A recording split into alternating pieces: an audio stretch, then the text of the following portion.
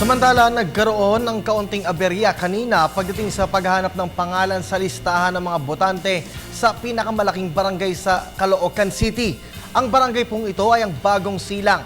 Meron ding mga ilang guro na pinagkamalang nagpupuslit ng ballot box. Ang buong ulat mula naman sa aming kasamang si Sam Ramirez, mag-uulat via phone patch mula naman sa lungsod ng Caloocan.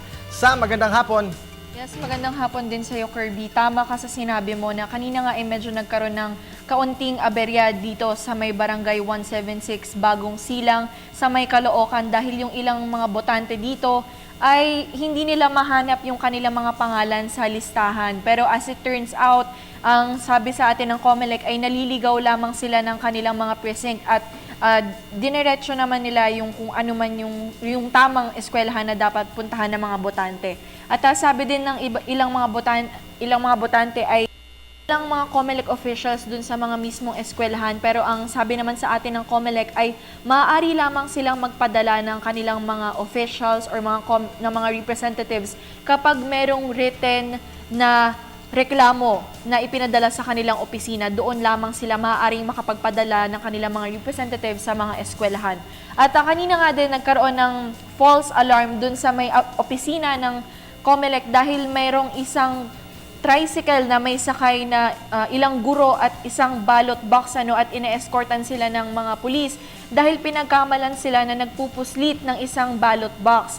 Pero noong nag-explain itong mga guro, ang totoo palang nangyari ay ang ballot box ay nanggaling sa opisina ng COMELEC. Ito ay gagamitin para sa canvassing mamayang hapon.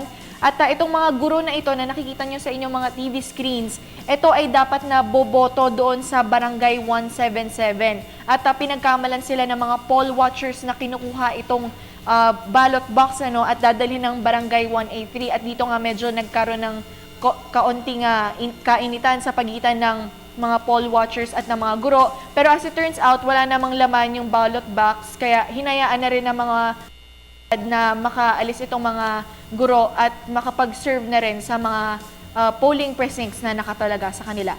At ayon din kay Dr. Victoria Marites, ang chairperson ng Board of Canvassers, ay inaasahan naman nilang magiging maayos din ang itong election na ito dahil nga wala naman silang masyadong na-encounter na violence or ano bang aberya. At sinabi din nila na mamaya ay maaasahan natin na magpapatuloy ang canvassing hanggang bukas yan. Inaasahan din na magkakaroon na ng resulta.